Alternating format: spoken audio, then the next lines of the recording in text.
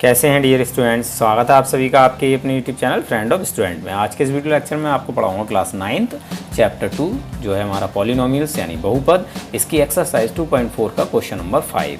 Question number 5 के हमें 4 parts दिए हैं।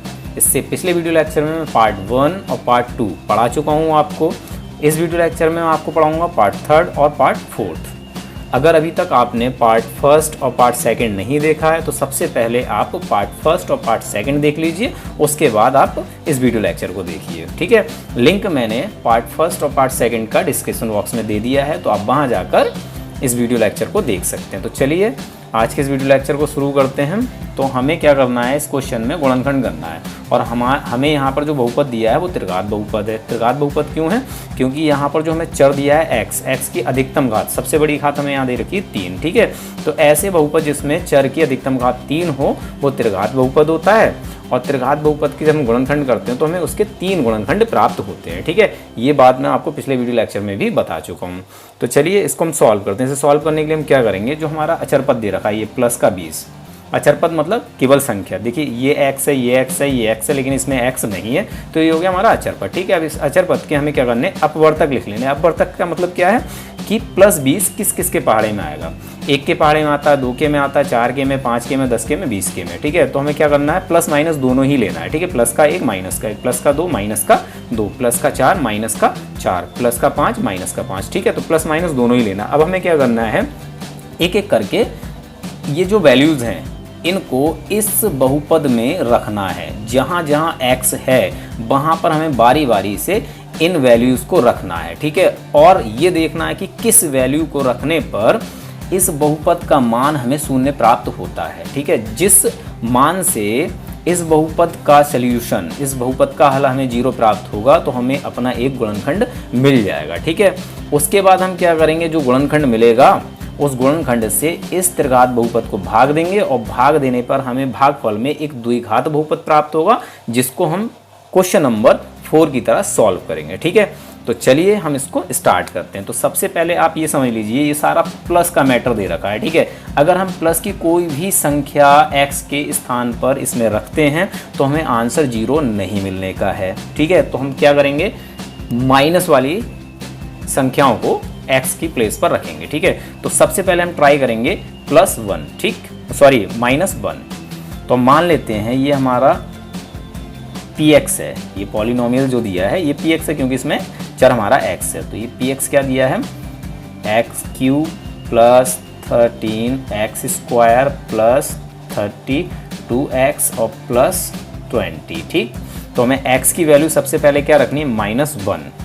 तो p और x की वैल्यू हम रखेंगे -1। तो जहाँ जहाँ इसमें x है वहाँ हमें -1 रख लेना है। तो यहाँ x है तो यहाँ पर हम -1 रखेंगे, x की घात 3 तो यहाँ -1 की घात 3। ठीक है, प्लस लगाइए 13 और फिर हमारा x आ गया तो -1 और घात 2 है तो घात 2, फिर प्लस लगाइए 32 लिखिए। ठीक है, और फिर हमारा x आ गया तो ब्रैकेट में -1, ठीक, और +20। क्लियर, अब इसे सॉल्व कर लेते हैं। तो जब हम -1 की 3 बार गुणा करेंगे यानी -1 गुणा -1 गुणा -1 तो हमें मिलेगा -1। ठीक है ना, ओके। अब यहाँ पर हमें पहले ये ब्रैकेट सॉल्व करनी है। -1 की घात 2 है, जब -1 की 2 बार गुणा करेंगे तो हमें क्या मिलेगा, +1। और फिर जैसे ही हम ये ब्रैकेट हटाएंगे तो +1 और +13 की गुणा होगी तो हमें मिल जाएगा +13। आई होप आपको बात समझ में आ गई होगी। ठीक है, अब आगे बढ़ते हैं। जैसे ही हम ये ब्रैकेट हटाएंगे -1 की +32 से गुणा होगी तो हमें मिलेगा -32। ठीक है, प्लस गुणा माइनस माइनस होता है और माइनस गुणा माइनस प्लस होता है। एक जैसे चिन्हों की गुणा करने पर हमें आंसर में प्लस प्राप्त होगा और अलग अलग चिन्हों की गुणा करने पर हमें आंसर में माइनस प्राप्त होगा। ठीक है, अब हमारा बचा +20। ठीक, ये बात आपको समझ में आ गई। ये वाली संख्या और ये वाली संख्या एक जैसे चिन्हों की, यानी ये माइनस है ये माइनस है। ठीक है, तो इन दोनों संख्याओं को हमें जोड़ना है। ये वाली संख्या और ये वाली संख्या ये दोनों प्लस प्लस हैं तो इन दोनों को जोड़ लेना। 13 और 20 कितना हो जाता है स्टूडेंट्स, ये हो जाता है 33। ठीक है, अब इन दोनों को जोड़ लेना। -1 -32 क्या हो जाएगा, -33। ठीक है, चिन्ह हम कौन सा लगाते हैं, जो दिया हुआ होता है। ठीक है, अब आप देखिए 33 माइनस 33 क्या हो जाता है, 0 हो जाता है। तो हमें यहाँ पर शेष पर 0 प्राप्त हो गया। तो इसका मतलब क्या हुआ, हमें अपना एक गुणनखंड मिल गया है। हम लिखेंगे चूंकि t-1, यानी जब हमने बहुपद में x की वैल्यू -1 रखी तो हमें 0 प्राप्त हुआ, इसीलिए x + 1 बहुपद है हमारा ये, ठीक है। x³ + 13x² + 32x + 20, ठीक है, का एक गुणनखंड है। अब यहाँ आप कहेंगे सर हमने तो यहाँ x की वैल्यू -1 ली थी, तो आपने यहाँ +1 क्यों किए। देखिए x बराबर अगर -1 है, ठीक है, तो जब हम इस -1 को इस साइड में लाएंगे तो ये किसका हो जाएगा, +1 हो जाएगा, बराबर 0। तो हमें अपना गुणनखंड क्या मिलेगा, x + 1, ठीक है। अब हमें क्या करना है, इस x + 1 से इस त्रिघात बहुपद को भाग देना है। भाग देने पर हमें द्विघात बहुपद मिलेगा भागफल में, ठीक है। तो उस द्विघात बहुपद को हमें क्वेश्चन नंबर 4 की तरह सॉल्व करना है। तो यहाँ पर हमने अपना एक गुणनखंड प्राप्त कर लिया। अब हमें अगले 2 गुणनखंड प्राप्त करने हैं। तो इसके लिए क्या करेंगे, भाग करेंगे हम, ठीक। x + 1 से हम भाग देंगे त्रिघात बहुपद को जो हमारा दिया है। x + 1 से हम भाग देंगे x³ + 13x² + 32x और +20, ठीक। भाग देना तो आपको आता ही होगा, मैं आपको सिखा ही चुका हूँ, फिर भी एक बार मैं थोड़ा समझा देता हूँ। यहाँ पर हमारा पहला पद क्या है, x³ और यहाँ हमारा पहला पद है x। तो जब हम x⁻1, जहाँ कोई घात नहीं होती वहाँ घात 1 होती है, ठीक है। जब हम x⁻1 से x⁻3 को भाग देंगे तो हमें भागफल में क्या मिलेगा, x⁻2, और उस x⁻2 को हमें यहाँ लिख लेना। देखिए x⁻3 का मतलब क्या है, x गुणा x। जब इसको गुणा करेंगे तो हमें क्या मिलेगा, x⁻3, ठीक है। इसको हमें भाग देना है इस पहले पद से जो कि हमारा x⁻1। तो यहाँ x⁻1 से x⁻1 कैंसिल हो गया तो क्या बचा है, x गुणा x। तो ये क्या हो जाता है, x⁻2, ठीक है। इस तरह से हम भाग देते हैं। क्या करते हैं, हम पहले पद को पहले पद से भाग देंगे, ठीक। तो हमें यहाँ पर भागफल क्या मिला, x⁻2। अब इस x⁻2 से हमें x को और +1 को गुणा करना है, ठीक। तो x⁻2 से जब x⁻1 को गुणा करेंगे तो हमें क्या मिलेगा, x⁻3 मिलेगा। तो x⁻3 को हमें x⁻3 के नीचे लिख देना है, क्लियर। फिर x⁻2 से +1 को गुणा करेंगे तो हमें क्या मिलेगा, प्लस का x⁻2। तो इसे कहाँ लिखना है, x⁻2 के नीचे लिख लेना है, ठीक है। अब हम क्या करेंगे, घटाएंगे। तो घटाने के लिए हम क्या करेंगे, चिन्ह बदलेंगे। ये प्लस का है, नीचे वालों चिन्ह बदले जाएंगे, ठीक है। ये प्लस का है तो इसे हम कर देंगे माइनस का, ठीक है। और ये प्लस का है तो इसे भी हम माइनस का कर देंगे। अब इस तरह से एक लाइन खींचेंगे और घटा देंगे। एक x⁻3 में से एक x⁻3 घटाएंगे, क्या मिलेगा हमें, 0 मिलेगा। तो 0 की स्थिति में कैंसिल कर देते हैं, ठीक है। जब चिन्ह अलग अलग होते हैं तो संख्याओं को घटाया जाता है, जब चिन्ह एक जैसे होते हैं तो उन्हें जोड़ा जाता है, क्लियर। प्लस का 13x² है और ये हो गया हमारा माइनस का 1x²। तो अलग अलग चिन्ह घटा देंगे। 13x² में से 1x² घटाएंगे तो हमें क्या मिलेगा, प्लस का 12x², ठीक है। फिर हमारा ये जो बचा है इसको हम उतार लेते हैं, +32x और +20। क्लियर हो गई बात। अब हमें यहाँ पर पहला पद क्या मिला, 12x⁻2। अब इसको हमें x से भाग देना है। जब इसको हम x से भाग देंगे तो हमें भागफल मिलेगा प्लस का 12x। मिलेगा या नहीं मिलेगा, देखिए 12 गुणा x⁻2 का मतलब x गुणा x, क्लियर। तो 12x⁻2 को ऐसे लिख सकते हैं और इसके बटे में हमें x लिख देना है। तो x से x कैंसिल, तो क्या बचा, 12 गुणा x। तो ये क्या हो जाएगा, 12x, ठीक है। जो भी हमें भागफल मिलता है वो हम यहाँ लिख लेते हैं, ठीक है, 12x। अब 12x से इन दोनों को फिर गुणा करना है। 12x से x को गुणा करेंगे, क्या मिलेगा, 12x² मिलेगा या नहीं मिलेगा, क्लियर है। फिर 12x से +1 को गुणा करेंगे तो क्या मिलेगा, प्लस का 12x होगा या नहीं। 12 गुणा 1, 12 × 12 और x का x, ठीक है। कहाँ लिखेंगे हम, x² के नीचे x² का पद लिखेंगे और x के नीचे x का। अब क्या करना, घटाना। घटाने के लिए नीचे वालों के चिन्ह बदलते हैं। ये प्लस का ऐसे माइनस का कर लो, ये प्लस का ऐसे माइनस का कर लो और लाइन खींचो, घटा लो। 12x² में से 12x² जाएगा, 0 बचेगा तो कैंसिल हो गया। 32 में से 12 घटाएंगे तो क्या मिलेगा, 20x मिलेगा या नहीं। और प्लस का हमारा 20। ठीक है, अब हमें यहाँ पर पहला पद क्या मिला है 20x। अब इस 20x को फिर x से भाग देंगे तो क्या मिलेगा हमें प्लस का 20 गुणा x, ये हो गया 20x। और इसको हम जब x से भाग देंगे तो x से x कैंसिल हो जाएगा, क्या मिलेगा प्लस का 20। तो इसको हमें यहाँ लिख लेना है प्लस 20। ठीक है, अब 20 से x की गुणा करेंगे तो हमें क्या मिलेगा 20x। 20 गुणा x क्या होगा 20x, और 20 से 1 की गुणा करेंगे तो क्या मिलेगा प्लस का 20, क्योंकि 20 एक कम 20। अब क्या करना, घटा लेना है, माइनस माइनस चिन्ह बदल दिया, ये कैंसिल हो जाएगा, ये कैंसिल हो जाएगा। तो हमें यहाँ पर देखिए 0, यहाँ 0 आ गया। ठीक है, तो इससे तो ये साबित होता है कि x + 1 जो है इस बहुपद का एक गुणनखंड है। ठीक है, जब हमें शेषफल 0 प्राप्त होता है तो ये प्रूव हो जाता है कि जो भी जिससे हमने भाग दिया है वो क्या है, दिए हुए बहुपद का एक गुणनखंड है।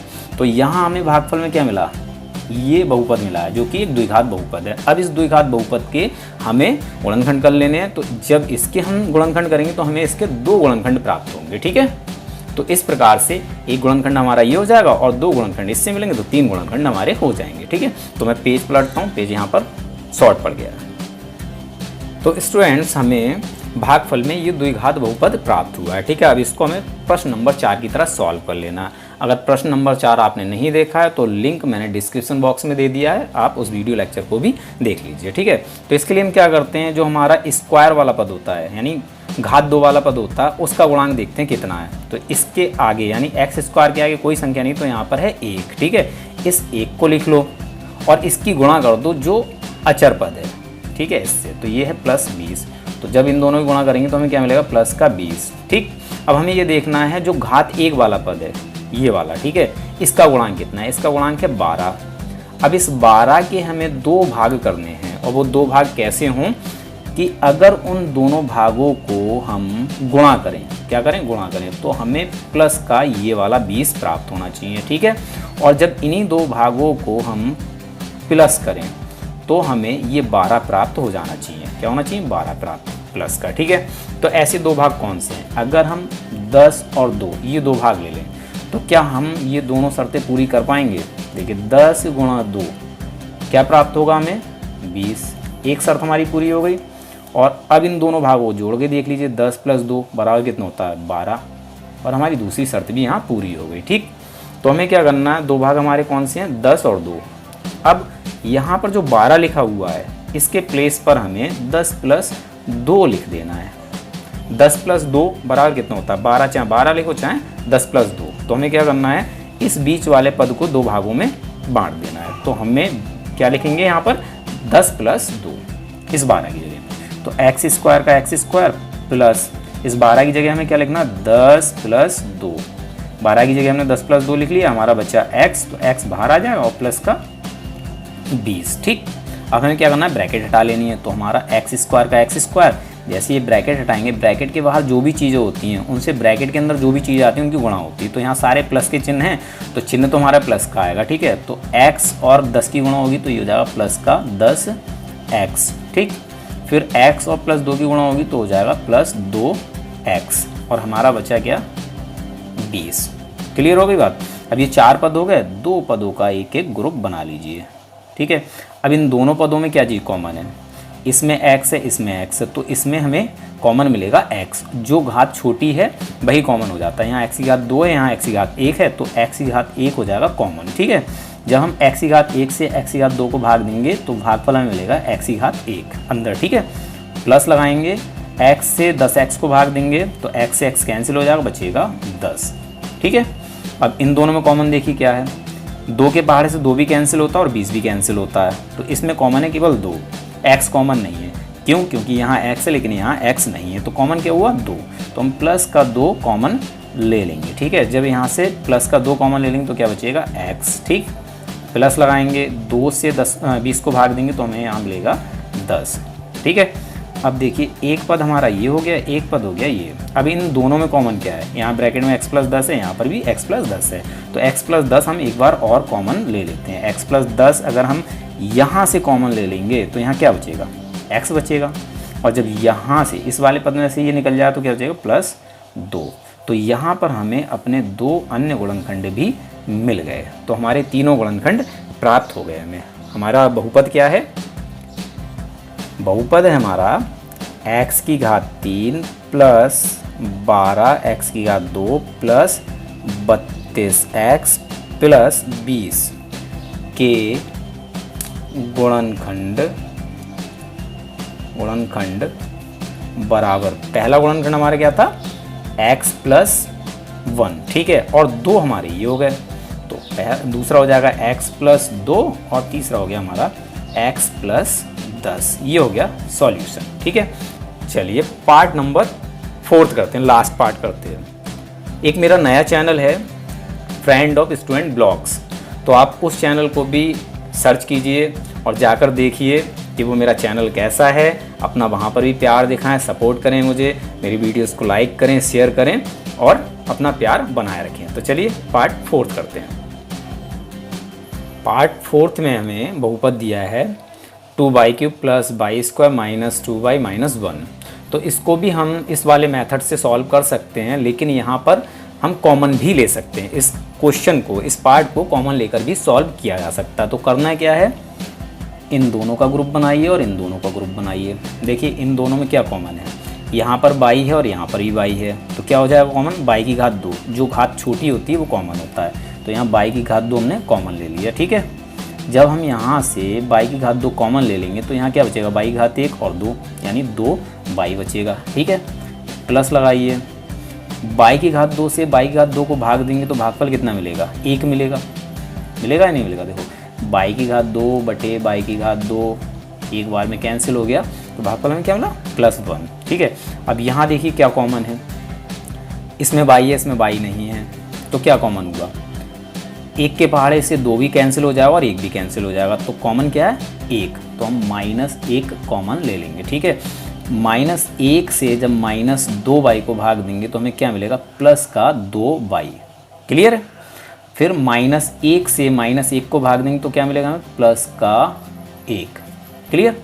अब देखिए एक पद ये हो गया और एक पद ये हो गया, दोनों में कॉमन क्या है, यहाँ पर 2y + 1 है, यहाँ पर 2y + 1 है, तो 2y + 1 हम एक बार और कॉमन ले लेते हैं। जब यहाँ से 2y + 1 कॉमन ले लेंगे तो क्या बचेगा, y की घात 2, और जब यहाँ से कॉमन ले लेंगे तो यहाँ बचेगा -1, ठीक।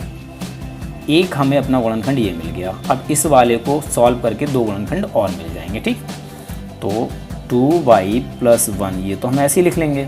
अब इसको हम कैसे लिख सकते हैं, इसको हम लिख सकते हैं y की घात 2 को लिख सकते हैं y ब्रैकेट में और इसकी घात 2, ठीक है। जैसे ही हम ब्रैकेट हटाएंगे तो y की घात 2 का मतलब क्या है, y गुणा y, तो y गुणा y क्या होता है, y² होता है, ठीक है।